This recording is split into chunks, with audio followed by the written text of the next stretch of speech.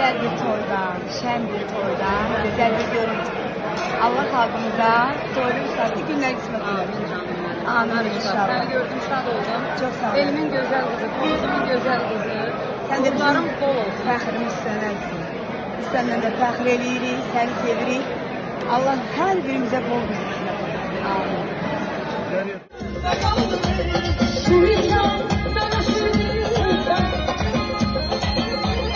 She